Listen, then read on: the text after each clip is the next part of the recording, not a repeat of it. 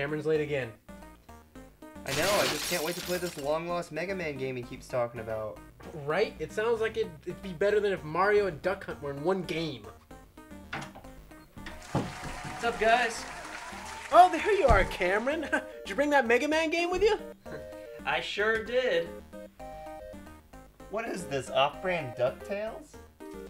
Don't you remember Darkwing Duck? I am the terror that flaps in the night. You know, he used to always say things like, I am the winged scourge that pecks at your nightmares.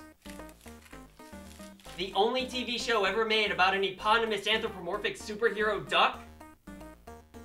God damn it, it's a spin-off of DuckTales! Oh, it's an official part of DuckTales? I love DuckTales. Oh, woo! Back in the late 80s and early 90s, Disney had a pretty big hard-on for a show called DuckTales, and its success led to the spin-off Darkwing Duck. Both cartoon series had video games made for the NES. The same thing can't be said for Quack Pack though, but that show sucked. Anyway, most people know if you see a video game with a movie or a TV show license, chances are it's gonna be trash. But back in the day, seeing a Disney game with a Capcom logo was a seal of quality, and Darkwing Duck is no exception. And much like the TV show, it's only overshadowed and somewhat forgotten compared to DuckTales. It was always awesome to see Capcom make games off of Disney characters, and you two ass clowns don't even know who Darkwing Duck is. I don't know, it just seems kind of obscure. I'll bet any average Joe walking the street knows his catchphrase, suck gas, evildoer. Do you remember the Darkwing Duck catchphrase? Nope. Excuse me, do you remember the show Darkwing Duck? Do you remember the TV show Darkwing Duck? Yes, I do. Do you remember what his catchphrase was? You know how old that, like, long that was? I don't know, something to do with gas? Suck my ass, evildoer. But sir, we haven't even asked the question yet. Okay, thank you. So how'd it go? See, I told you, nobody remembers that show. Yeah, besides, we were wanting to review a Mega Man game. Is he even in this? How about I just show you guys?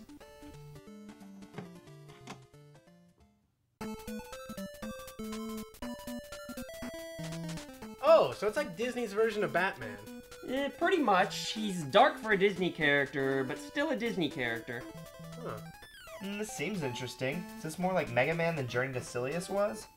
Actually, it was made with the same game engine as Mega Man 5, and you get to choose your own stage, but this game gives you 3 choices, and when you finish those stages, it gives you 3 more. Kinda like Mega Man 7. Well, where's the best place to start? Well, it doesn't really make a difference since you get weapons randomly throughout the stages rather than getting power-ups from bosses that are effective against the other bosses. And replacing Robot Masters are various villains from the show with the exception of Negaduck, who's probably the most notable one. And it's not like there wasn't any room left for him. I mean, who's this asshole? He wasn't in the show. But everybody else seems to be here, so it's no shit off my ass. Why don't you be a man and tell us about the gameplay? All in all, this is pretty much just a Mega Man game with a few differences here and there. For one, you can only have 2 weapons at a time. One is your special weapon, and the other's your standard weapon. As far as the special weapons go, there's the lightning gas, which shoots diagonally, heavy gas that fires 2 shots in opposite directions once it hits the ground, and arrow gas is more powerful while also providing extra platforms. Much like the spreader in Contra, just treat the other special weapons as hazards and stick to the arrow gas. Put that Power up. down now! Another difference with Mega Man is that you do have a health bar, but it's a 4-shot deal as opposed to having a health bar that varies depending on different enemy attacks. Plus, you could also block projectiles with your cape. But the most unique difference is the hanging mechanic, which adds a nice twist to the gameplay. However, if you enjoy Mega Man games for the challenge, then Darkwing Duck's gonna be a little disappointing. While Mega Man games were made for hardcore gamers, Darkwing Duck was made for kids, and fans of the show probably wouldn't be too happy if they weren't able to beat a single stage. Kinda like other Capcom-made Disney games on the NES. It just makes that partnership mean that much more. Both Capcom and Disney focus on entertainment for kids, while at the same time not dumbing it down too much just because their focus is children. Any adult can watch a Disney movie and be entertained, and the same can be said for Capcom games of this era. Made for kids, but with quality. And you can definitely classify the FUgameCrue as Disney kids. Are you guys sure I need to have my fingers on my ass to play Sonic Last World? God damn it, Bo, you got shit all over my 3DS again. You better not still be looking at horse porn on there. God, I didn't get any shit on it this time. You're such a baby about me exploring my sexuality. I'm a growing boy. It's my life. He has no right.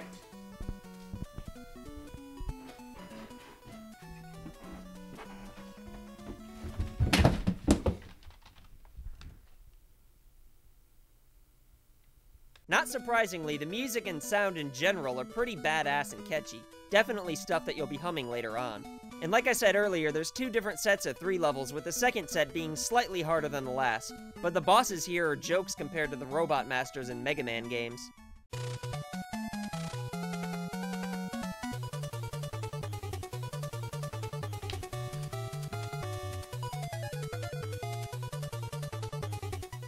Very clever.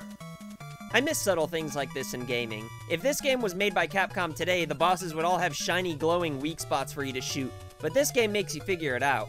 If you're a little kid who didn't know what he was doing, then you'd get your money's worth being stuck here forever. But if you had a brain and used the critical thinking necessary to function in the real world, you'd be alright. You see that? You see, right at the beginning of the battle, Moriarty goes to fix the turret. So that tells you they could be broken. So you shoot the turrets and attack while he's doing repairs. I know I'm making a bigger deal out of it than needs to be made, but this kind of thing in games seems to be happening less and less often in the industry, and I felt like I needed to mention it.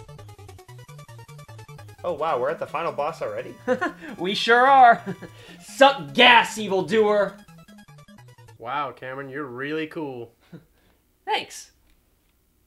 All in all, this is a pretty short game, but fun all the way through. Not very difficult, but also not insultingly easy. If you like Mega Man games and want something fresh on the NES, then you should definitely pick this up while it's still relatively cheap on eBay before people realize it's a Mega Man game. I'm gonna have to give this one a Jesus action figure out of 9. I give it a 7.8 out of 9.5. I give Red Alarm for the PS5. Oh, Darkwing Duck. I didn't play that. Well, that was a fun game, wasn't it? It's a damn shame there's only 6 Mega Man games on the NES where you could actually play as Mega Man, though. Well, 6 is plenty, and this one's pretty close. Yeah, and so is Journey to Silius if you count that. But I just wish we had one more Mega Man game on the NES where you actually play as Mega Man. And not 9 or 10. Those games are for the Wii, and they're fun, but I want to play on the real console. If only a game like that existed. Just tell us what it is. No. Well then get the fuck out of my house! Okay.